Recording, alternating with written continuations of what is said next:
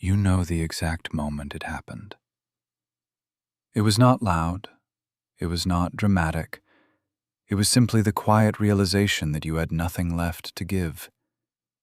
You had spent months, maybe years, trying to understand, trying to fix, trying to prove your worth to someone who kept moving the goalposts. You adjusted your words, softened your needs, explained yourself over and over, hoping that if you just tried harder, the relationship would finally feel steady. But it never did. Instead, you felt increasingly exhausted, confused, and small. You started questioning your own memory, your own reactions, your own sanity. You carried the weight of a dynamic that was never meant to be balanced. And then, one ordinary day, you stopped reacting. You stopped pleading. You stopped caring in the way you used to. You finally let go of the need to make sense of it. That moment of quiet detachment is not indifference. It is emotional survival. It is the beginning of clarity. And when you cross that line, something shifts on the other side. The person who relied on your emotional energy to feel secure begins to lose their footing. The dynamic they built around your compliance starts to fracture. You will notice it not in grand declarations, but in subtle, predictable patterns. These are not random reactions. They are the direct result of a control system that suddenly has no fuel. You were never the problem. You did not ask for too much. You did not push too hard. You simply wanted honesty, consistency, and basic emotional safety. Those are not unreasonable expectations. They are the foundation of any healthy connection. What you experienced was an imbalance designed to keep you engaged in a cycle of uncertainty. The relationship operated on a rhythm of tension and relief, where your attention, empathy, and emotional labor were treated as resources to be drawn upon whenever needed. When you finally step back from that rhythm, the person who benefited from it does not suddenly recognize their role. They recognize the loss of supply. They feel the ground shift beneath them. The psychological mechanism at work here is straightforward. When someone builds their sense of stability around another person's constant emotional availability, the withdrawal of that availability triggers a defensive response. It is not about love or genuine connection. It is about maintaining equilibrium. The unraveling you witness is not a transformation. It is a panic response. It follows a predictable sequence because it is driven by fear, not reflection. Understanding this sequence is how you protect your peace. It is how you stop taking it personally. It is how you recognize that what you are watching is not about you anymore. It is about the collapse of a pattern that can no longer sustain itself. The first thing you will notice is a sudden increase in contact. Messages that once went unanswered for days now arrive in rapid succession. Calls appear at odd hours. Conversations shift from casual to urgent. There is always a reason, always a small crisis, always a detail that seems to demand your immediate attention. On the surface, it looks like they are finally realizing your value. In reality, it is a test. The behavior is designed to measure how much access they still have. When emotional certainty fades, the mind instinctively reaches for the familiar source of regulation. That source was you. Your responsiveness used to provide a sense of order. Now that it is gone, the behavior escalates to recreate the same effect. You feel the pull of old habits. You feel the urge to respond, to smooth things over, to reassure. That urge is natural, but it is also a trap. Every time you engage on their terms, you reinforce the idea that your boundaries are flexible. You were trained to believe that your silence was punishment, and your attention was salvation. Neither is true. Your calm is not cruelty. It is self-respect. Recognizing this pattern allows you to step outside the urgency. You do not need to explain your distance. You do not need to justify your peace. The escalation is not a sign of change. It is a sign of disruption.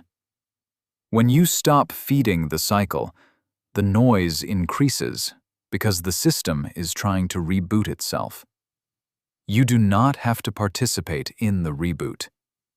Soon after the contact increases, you will notice a shift in the social environment. People you barely know suddenly seem to carry opinions about your behavior.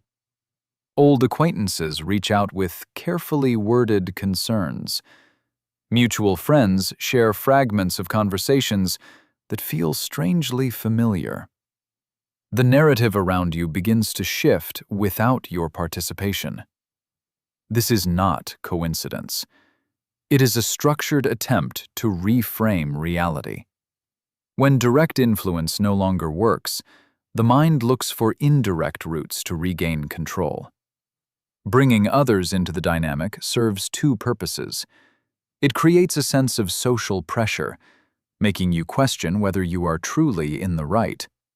It also builds an audience that validates the original perspective. You start feeling isolated. Not because you did anything wrong, but because the story around you is being carefully edited.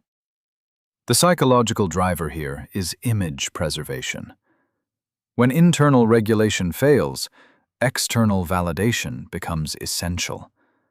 The behavior is not about truth. It is about maintaining a version of events that keeps the power balance intact. You will feel confused, then defensive, then tempted to explain yourself to everyone involved. That temptation is understandable. It is also unnecessary. You do not owe the public a defense of your boundaries. You do not need to correct every misrepresentation. Truth does not require an audience to survive. When you recognize this tactic for what it is, you stop trying to win back approval. You step back from the performance. You let the narrative run its course without feeding it with your energy. Clarity returns when you stop trying to control how others perceive you. Another pattern emerges when direct pressure and social maneuvering fail to restore the old dynamic. The tone shifts toward vulnerability. You receive messages that sound deeply reflective. You hear apologies that seem sincere. You are reminded of good times, shared history, and moments that felt genuine. There is a sudden focus on growth, on lessons learned, on the possibility of starting fresh. It feels different. It feels like the breakthrough you always hoped for. But beneath the surface, the structure remains the same. The language changes, but the expectation does not. You are being offered a modified version of the same arrangement. The psychological mechanism here is guilt redirection. When control slips, the mind instinctively reverses roles. The person who caused confusion suddenly positions themselves as the wounded party. This is not deception in the conscious sense. It is a protective adaptation. The brain rewrites the narrative to reduce internal discomfort and regain emotional leverage. You feel a surge of hope, followed by hesitation, followed by exhaustion. You have been here before. You know how quickly the warmth cools once your guard drops. The sudden vulnerability is not a sign of lasting change. It is a strategic retreat designed to lower your defenses. You do not need to punish them for it. You do not need to reward it either. You simply need to recognize it as part of the same cycle. Emotional safety does not return through temporary apologies. It returns through consistent behavior over time. When you understand this, you stop measuring progress by words. You measure it by actions. You stop waiting for the right moment to trust yourself again. If the vulnerability does not produce the desired response, the rhythm changes again. You will experience a push and pull that feels deliberately confusing. One day there is warmth, nostalgia, and gentle outreach. The next day there is coldness, silence, or subtle dismissal. The messages are inconsistent. The tone shifts without warning. You are left trying to decode what changed, what you did wrong, what you should do next. This is not emotional maturity testing your patience. It is intermittent reinforcement operating on a visible timeline. The psychological principle behind this is simple but powerful.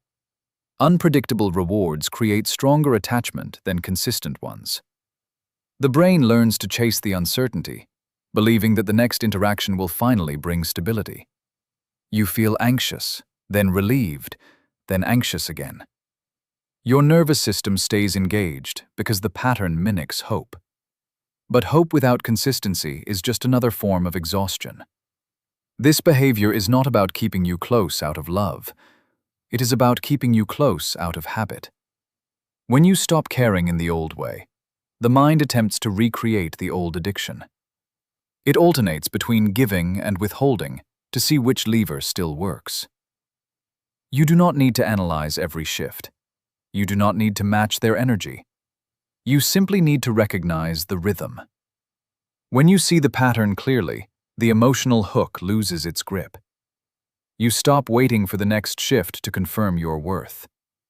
You accept that inconsistency is not a reflection of your value.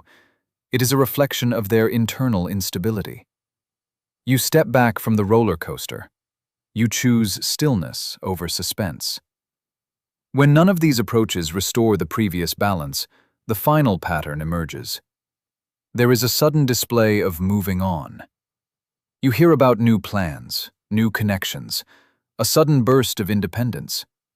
Social media may show a carefully curated version of a life that appears completely detached from the past. Conversations carry a tone of casual dismissal, as if everything that happened no longer matters. The message is clear. You are being replaced, and they are perfectly fine without you. This is not genuine closure. It is a defensive projection. The psychological function here is ego protection. When the loss of control becomes undeniable, the mind constructs a narrative that restores a sense of superiority. The sudden independence is often performative. The new connections are often superficial. The calm demeanor is often temporary. But none of that requires your attention. The purpose is not to inform you, it is to provoke you. It is designed to trigger doubt, to make you wonder if you made a mistake, to pull you back into the cycle through comparison. You feel a quiet sting. You question whether you were too quick to let go. You wonder if you misread the entire situation. That question is the trap. You did not misread anything. You simply stopped participating in a dynamic that required you to shrink yourself to keep someone else comfortable. The display of moving on is not proof that you are unimportant. It is proof that your emotional withdrawal threatened their equilibrium. When you recognize this, the sting fades. You stop measuring your healing against their performance. You understand that true peace does not need an audience. It does not require proof. It simply requires your consistent presence in your own life. These 5 patterns are not separate events. They are phases of the same process. They follow a logical sequence because they are driven by the same underlying fear. The fear of losing control. The fear of being irrelevant. The fear of facing the internal void that was temporarily filled by your attention. None of this is your responsibility to fix. None of it requires your participation. You are not here to manage someone else's panic. You are here to protect your own clarity. When you understand the mechanics behind the unraveling, you stop taking it personally.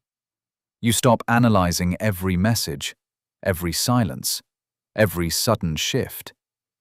You recognize them as predictable responses to a boundary you finally set. That boundary is not cruel. It is necessary. It is the line between emotional entanglement and emotional freedom. You do not need to announce it. You do not need to defend it. You simply need to hold it.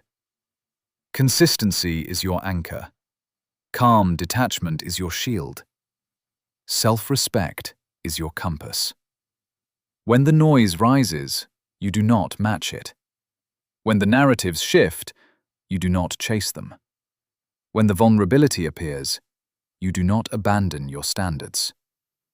You stay grounded.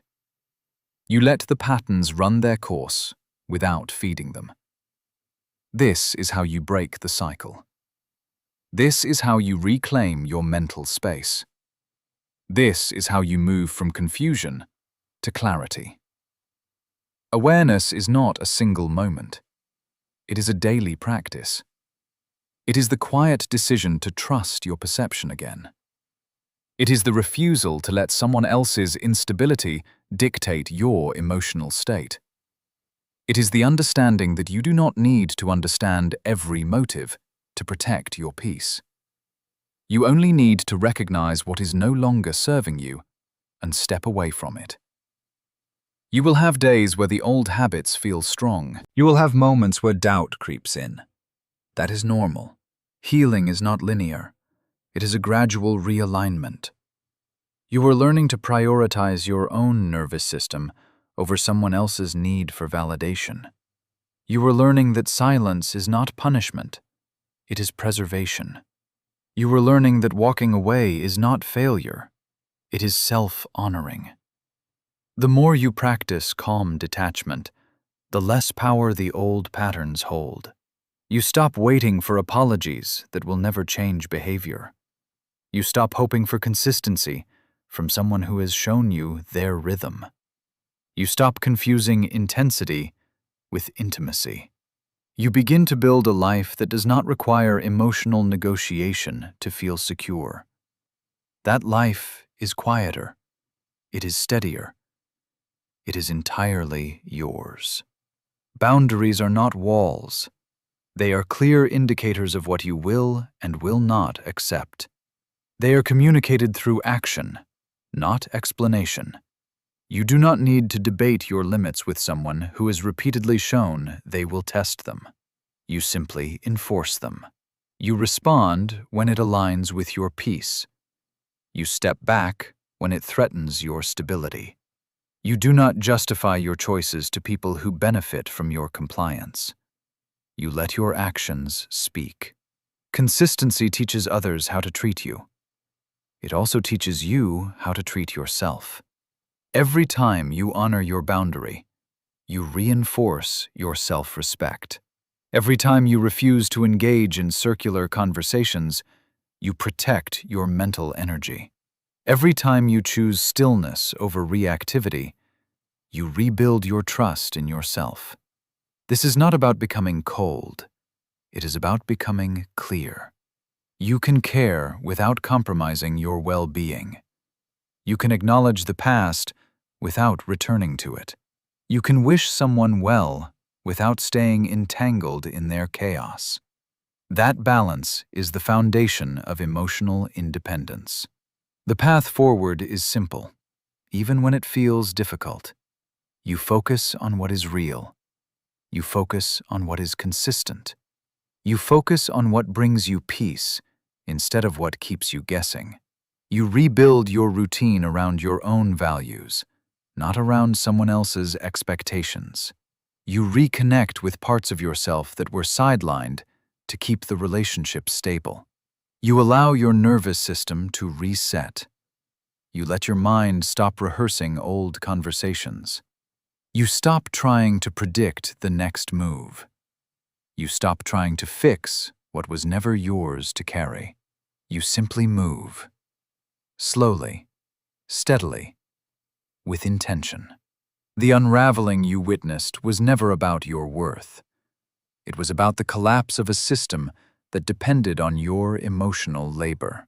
You are not responsible for rebuilding it. You are responsible for protecting your peace, and you are entirely capable of doing that. You have already done the hardest part. You recognized the pattern. You stepped back. You chose yourself. That choice does not expire.